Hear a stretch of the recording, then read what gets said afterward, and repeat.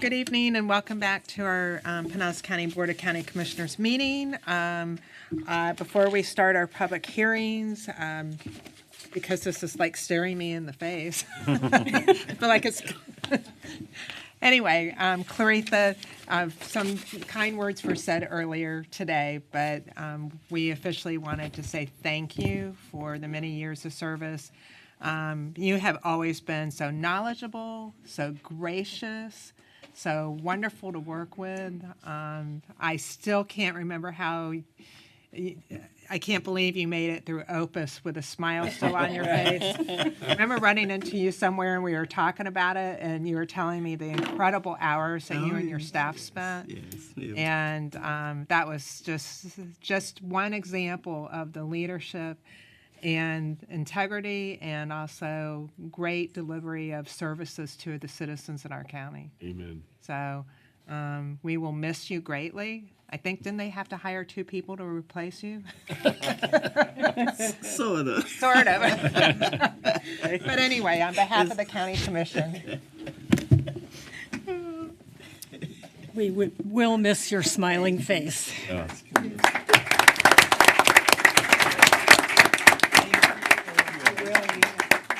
I know. And I will miss all of you too, because serving the citizens of the county and county government, you as commissioners, of course, the clerk for all these years, it has truly been an honor and a privilege.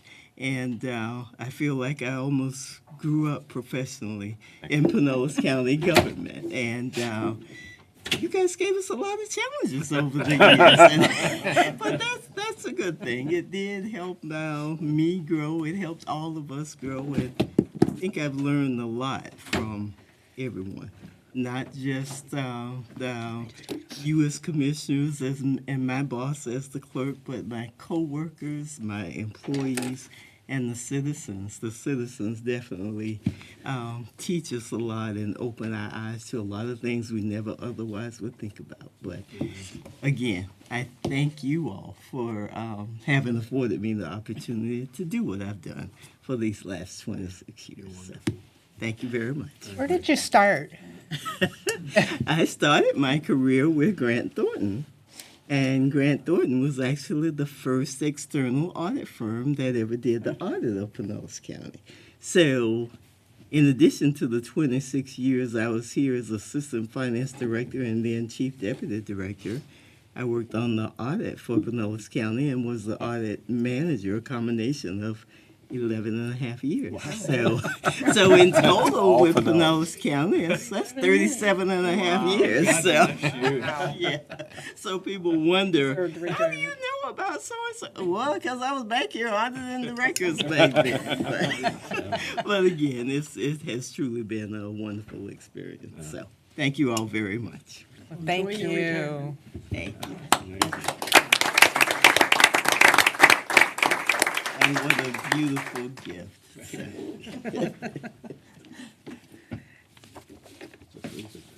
Okay, so our public hearings this evening, Board of County Commissioners, agenda item 43. All right. Agenda item 43 is a resolution supplementing the fiscal year 2019 budget for the contracted licensing department within the Construction Licensing Board. Within the Construction Licensing Board fund. The public hearing was properly advertised. Affidavit of publication has been received for filing. No correspondence has been received. The matter is properly before the board to be heard. Okay, I have no cards, but I have to recognize Gay Lancaster in the audience, and thank you. This is actually awesome. An amazing turnaround. That came about because of a lot of hard work and being the true professional that you are, and with your wonderful skill set and your leadership, here we are, and we thank you. Anybody have any questions for her? No.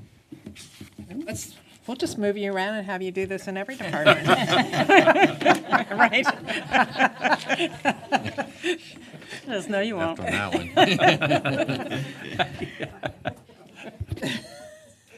Anyway, any questions? No? Okay, any motions? Move approval. Okay, motion by Commissioner Gerard, second by Commissioner Peters.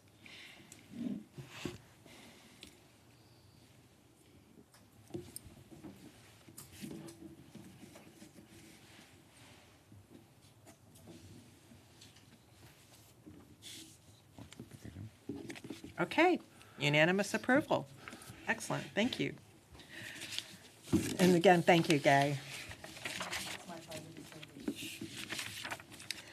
Okay, next is agenda item 44, and this is, These are proposed resolutions adopting the tentative millage rates and budgets for fiscal year 2020. This is the first public hearing. has any correspondence been received regarding the tentative millages and tentative budget? No correspondence has been received. Okay. Good evening.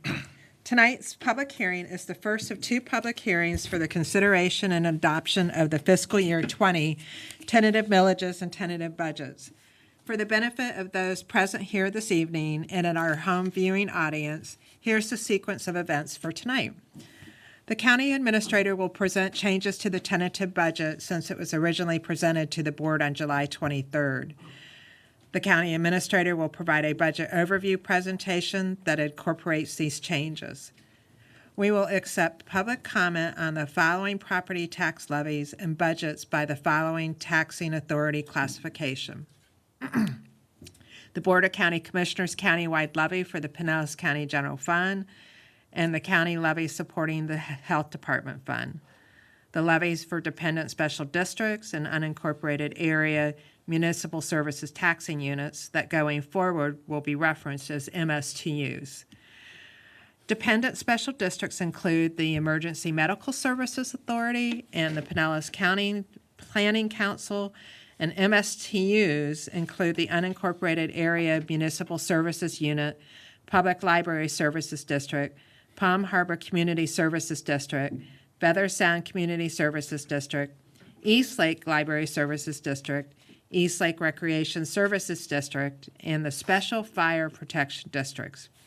If you are here to speak regarding the tentative millages and tentative budgets, we ask you to please fill out a blue card. If you have not filled out a blue card and wish to speak, please see the staff seated by the entry door and they will assist you. After hearing all public comment, I will ask the board if they recommend any further changes to the tentative millages or budgets, tentative budgets. If so, I will ask the board for a motion and a vote to adopt any changes. Finally, we will adopt the resolutions for the fiscal year 2020 tentative millage rates and tentative budgets, which will be the basis for the final budget hearing, public hearing that will be held on Tuesday, September 24th at 6 p.m. In accordance with Florida statutes, the tentative millage will be adopted first, and then the tentative budget will be adopted for each taxing authority. Before we begin this public hearing, if anyone is here tonight with specific questions or concerns regarding the assessed value of their property or information on the trim notices they have received, tonight we have here with us Kevin McKeon, the Deputy of Assessment Administration from the Pinellas County Property Appraiser's Office. There he is. Thank you. If anyone would like to speak with him, please follow him at this time, and he will answer your questions.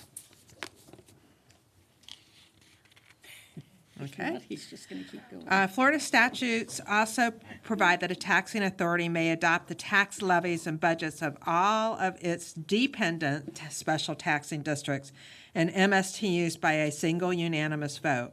However, if a member of the general public requests that the tax levy or budget of a dependent special tax district or MSTU be separately discussed and separately adopted, we will then discuss and adopt that tax levy and budget separately.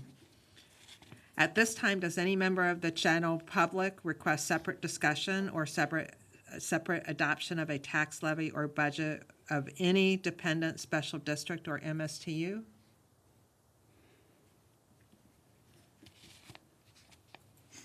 Since we have not heard from anyone requesting a separate discussion and separate adoption of the dependent special districts and MSTUs, we will proceed with adoption of the tentative millages and tentative budgets by a single unanimous vote. We will now open the first official public hearing on the fiscal 2020 tentative millage rates and tentative budgets. This public hearing is being held in accordance with Chapters 129 and 200 of the Florida statutes. The meeting has been duly noticed by the property appraiser's mailing of the trim notice. Thank you. We, the Board of County Commissioners, as taxing authority for the Board of County Commissioners countywide dependent special districts and MSTUs, as previously referenced, will now proceed with the public hearings. Mr. Administrator. In accordance with Florida statutes, I want to publicly note that the percentage increase in the millage rates for all budgets over the rolled back rate, based upon the maximum rates on the trim notice and subsequent decreases to such rates to fund the fiscal year 2020 tentative budget, is 4.61%. Is a 4.61% increase over the aggregate rollback rate. The primary purpose for the increase in the millage over the rolled back rate is due to the following. In the general fund, including unincorporated area MSTUs, the Health Department Fund, the Emergency Medical Services Authority, revenue increases are required to support personnel and operating expenditure levels that are driven by inflationary factors. In the Public Library Services District MSTU, the Palm Harbor Community Services MSTU, the Feather Sound Community Services MSTU, the East Lake Library Service MSTU, East Lake Recreation Services MSTU, and 7 special protection fire districts. Revenue increases are needed to support increased expenditures by the agencies providing services for those districts. In the other 5 special protection fire districts, the revenue decreases are due to those districts having sufficient reserve levels to provide for future planned capital, along with property values that can support annual appropriations at the lower millage rate. Chairman, before we begin the FY20 budget presentation, I want to note that a schedule of changes to the tentative budget was distributed to the board on August 29, 2019.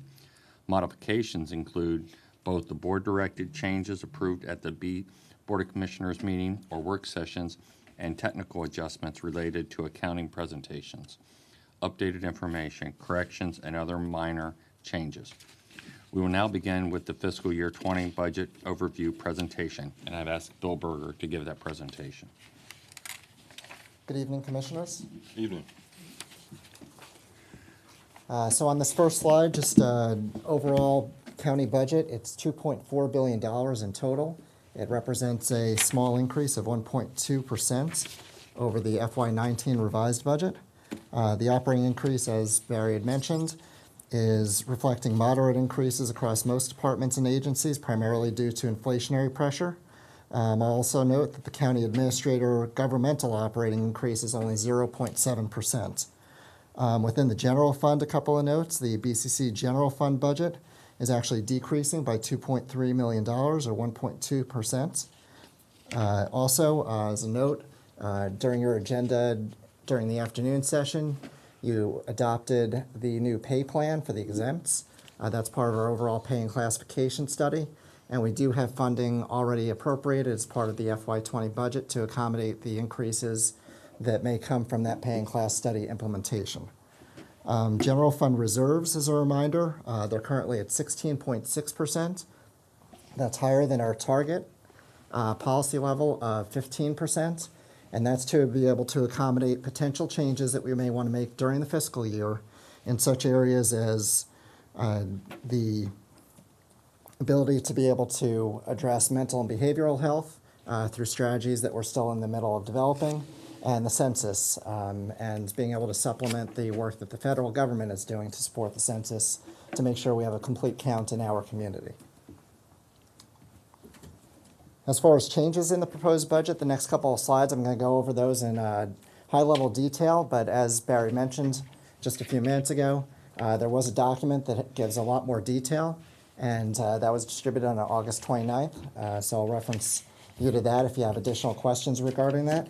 But as far as the changes I'm going to highlight today, the first one is reduced millages for Gandy and South Pasadena fire districts. Those fire districts are now about half of their FY19 millage rate as we're proposing. If you recall, during our proposed budget presentation and the discussion of the maximum millages on August 1st, we mentioned that we were still analyzing the fire district budgets in cooperation with the fire district providers. And through those conversations, we came to the conclusion that we were able to further reduce those two districts to the levels that you see in your packet today. Cross Bay Ferry was something you talked about and then subsequently approved an agreement to be able to move forward with that for the next year.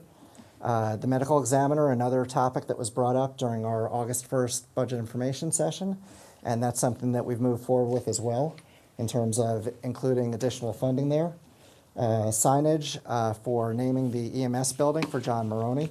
There's a placeholder in there of funding. We haven't determined the exact specifications and gotten a contract in place for that, but there is funding to accommodate that in the budget. Tax collector, you may recall that we recently made a purchase for the Mid-County building off of Starkey, and as part of buying that building, the funding strategy that we've come up with in cooperation with the tax collector is the tax collector has been budgeting every year for a lease for that building. So instead of paying a private entity for that lease, they're going to be paying that to the general fund, or actually to the capital improvement fund, to reimburse the capital improvement fund for the purchase of that building. So over time, that will be fully repaid. And it won't have an impact on Penny as a result of that. Next up, Barry's communicated with you the priority that he has related to employee relations and workforce. So we've realigned a position from real estate management. So that represented a change to the budget. We've received from the state more specific costs related to our share of state-mandated juvenile detention, and that was a decrease that we saw, so that's something that we built into the budget. You just approved a resolution to be able to change the budget related to contractor licensing department and specifically the construction licensing board revenues. So that was a change in terms of how much money is going to be carrying forward into next year, as well as the revenue estimates for next year as well. Next up, the airport user fee at your next meeting. We'll be talking about a contract with Allegiant, a new 5-year contract. As part of the negotiations for that contract, there was a small change to the airport user fee schedule. And then finally, there's a series of transfers of funds from our various trust and agency accounts. Back about 2 years ago during the budget development process, there were some questions asked about the trust and agency accounts, what the purpose were for those accounts, and we subsequently built into the annual budget document a new report that actually details what those purposes are and what the balances are. As part of doing the research on that, we realized there were several of those accounts that were effectively dormant and had funds in there that subsequently to doing research, we realized that we could actually bring those forward and reimburse for prior expenditures. So that's the nature of those changes. And then finally, this slide represents just generally everything else that was detailed in the document that we provided on August 29th, various grants, awards, and contracts, amending timing and scope for various projects within the capital improvement plan, updating estimates and carry forward into FY20, and then finally technical adjustments and corrections.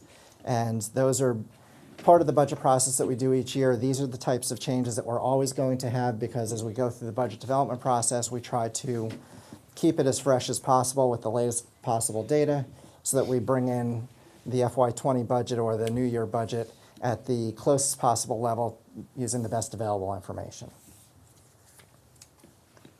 As far as millage rates, and these will be part of what you adopt next, we have no proposed increases for countywide or MSTU. As we talked about, we had 5 fire districts that we rolled back the rates. So those are equivalent generally to the rollback rate or within about 1% of that. And then we also have the 2 other ones, Gandy and South Pasadena, that we talked about that are at about half of the millage rate that they had last year. All of the other districts, the other 5, remain unchanged. Budget timeline, as a reminder, the next milestone will be the second budget public hearing on September 24th, the new fiscal year starting on October 1st, and then the mandatory per state statute deadline for posting the FY20 final adopted budget to the county website on October 23rd. And as a reminder to our citizens, we do have a citizen budget website that includes a lot of great information. It includes copies of all the materials that we're talking about today. It includes copies of the budget document, a timeline and schedule, as well as all the materials related to the meetings that we have and the presentations that we're making today. I always like to make sure that I thank everybody who's involved in this process. As we talked about at the 2 o'clock meeting, it takes a village, and it's a large village. It includes yourselves, constitutional officers, our department directors and their staffs, various partners in the community, our employees, and most importantly, the public and our customers. And with that, I'll be glad to take any questions. Any questions? Yes, Commissioner Yeah, Akers. thank you. Bill, always great job. Thank you for getting us through another long process. And I know like next week or at the end of the month, we start all over again. So, but you guys do great work, and it was really nice recognizing your folks earlier today.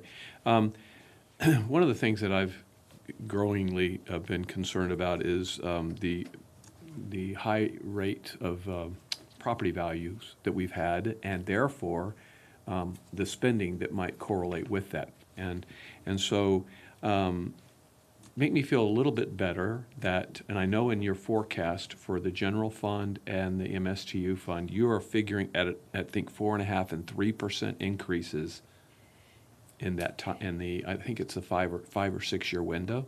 Is that It's a 6-year window. 6-year window? That's correct. So again, I mean, my thinking is that if we're trying to be careful and be conservative, that we probably should stick our spending to the level of the increase due to inflation. And that 4.5% is closer in line with that. Is that, would you say 4.5% and 3% more in line with the inflationary growth expected? I think it depends on the inflationary factor that you use. There are obviously multiple indexes that you can look at. The 4.5% and 3% is the expected growth we see in taxable values that come in, which is different than property values. Because as a result of Save Our Homes, about half of our properties are benefiting from that. So they're actually capped as far as how much growth there can be and how much property taxes they're assessed. All that said, as far as inflationary growth on the expenditure side, 4.5%, 3%, depending on which economic forecast you look at, that's probably a little bit more aggressive than most inflationary indexes would show. But at the same time, there are governmental commodities that we have to deal with that oftentimes are much higher than inflation is. Yeah. So there's not a simple answer is I guess what I'm trying to say. And the reason we do the forecast is so that we can understand what the future will look like when we make decisions today and what that impact will be if we make a decision today on our future collectively. Yeah, and I think the idea I think that you were saying is that fund, our general fund in particular, is healthy through that period of time, that 6-year window. It is provided that we don't continue to implement new increases at the same pace that we have over the past couple of years. There have been a lot of worthy initiatives that are important to the community that we've implemented over the past several years since we've come out of the Great Recession. And if we continue at the same pace that we have before, and I think we talked about this at a prior budget information session, if we continue at that pace, it will not be sustainable. Yeah, and that's, I think of all the things that I've been trying to get across and you've been trying to respond to me, that's really what I was trying to get at. And I just think for us going forward, being a little bit more careful with some of those expanding programs, just to make sure that we don't run into the same thing that we ran into earlier in the decade and having to take, people out of careers and all that kind of stuff. So just being careful about that. And then just real quickly, do you remember the conversation? We've had some emails on some concerns about garbage rates in people's communities due to tipping fee increases. And I thought I remembered during one of the meetings that we talked about that tipping fee increase, that the corresponding level of increase probably shouldn't be any more than between, I guess, 5 and 10%. And do you remember any of that conversation? Or I do, and in terms of how that ends up being passed on to the end user or end customers, that's something that each private business and private hauler needs to make a decision on.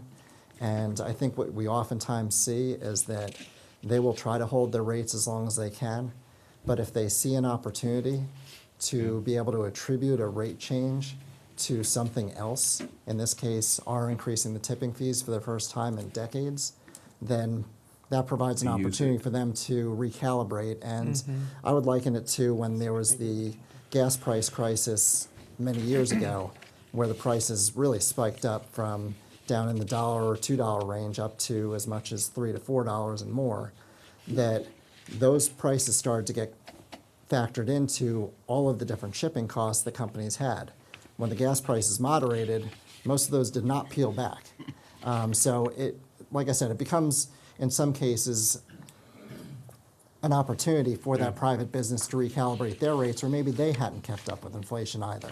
Yeah, I think that's the only point I wanted to try to make to folks that might be watching, that really it was a very carefully calculated number that we needed, but at the same time, we took a look at different organizations and found that it shouldn't be that big of an increase. In fact, if you talk to some of those carriers out there, for those who are getting what I would consider excessively increased fees, there are others that are doing reasonable ones. And so this should not be the reason for that, and I just really wanted to make that point. And then the final question I had is, I think you answered it in a previous meeting, was this year, in terms of number of employees that we've added, that we're adding in this, that we're proposing adding, is minimal due to some of them being added because of a replacement of a service, an outside contracted service. So if you could just speak to that briefly. Yeah, if you look at the total number of increased employees, if you look at just the raw number of FTEs, it looks like a higher number than if you actually account for the fact that many of those employees that are being added are as a result of internalizing operations that were currently being contracted out. So the total net is somewhere in the neighborhood of less than a dozen.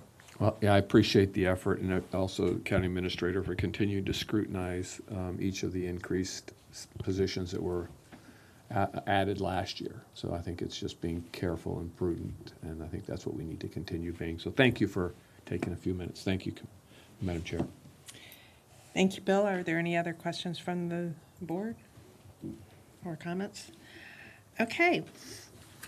Thanks again to you and your excellent staff. Thank you.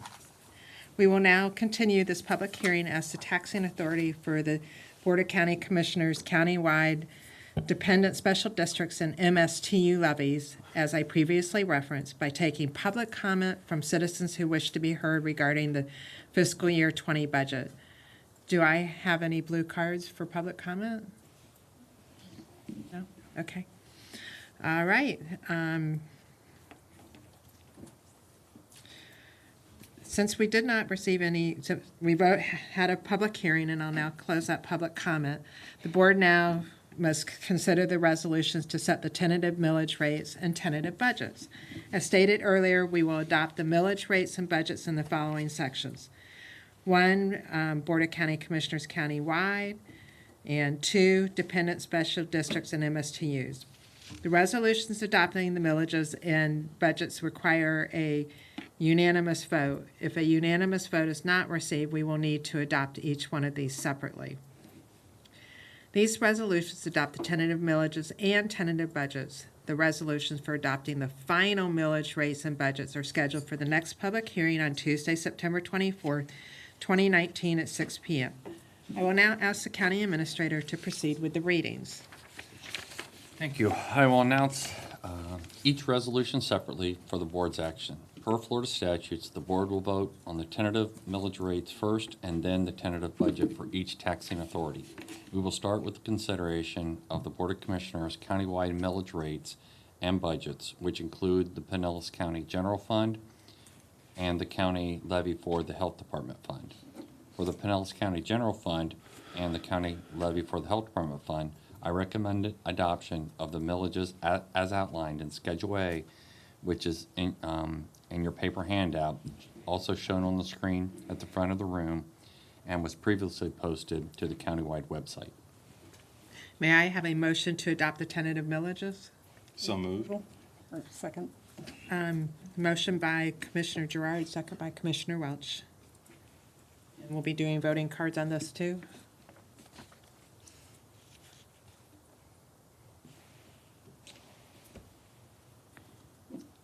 Okay, it's unanimous. I now recommend adoption of the tentative budgets. Okay, may I have a motion to adopt the tentative budgets? Move approval. Second. Motion by Commissioner Gerard, second by Commissioner Welch.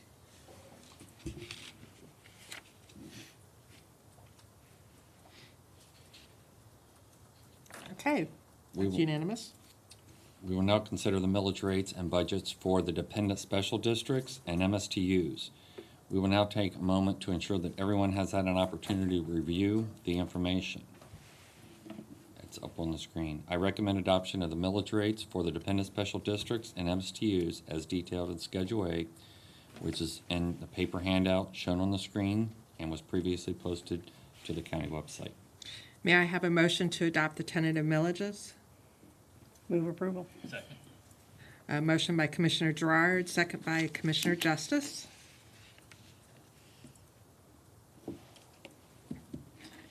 Okay, that's unanimous. And I recommend adoption of the tentative budgets. Okay, may I have a motion to adopt the tentative budgets? Move approval. Second. Okay, motion by Commissioner Gerard, second by Commissioner Welch.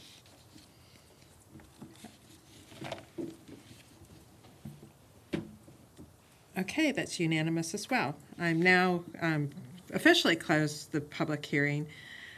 So with that, unless you all have, if board members have any further comments, this first public hearing for the fiscal year 20 budget is closed. Commissioners, please note that the county will advertise the budget summary, the notice of tax increases in advance of the second public hearing in accordance with Florida statutes. This notice will be published in the Tampa Bay Times on September 20th. The second and final budget hearing will be on Tuesday, September 24th at 6:00 p.m. Okay. Sorry, getting used to that. Claretha, you helped us end a historically quiet budget. Yes, that's a wonderful thing. So thank you again. wasn't the This All right. meeting is adjourned.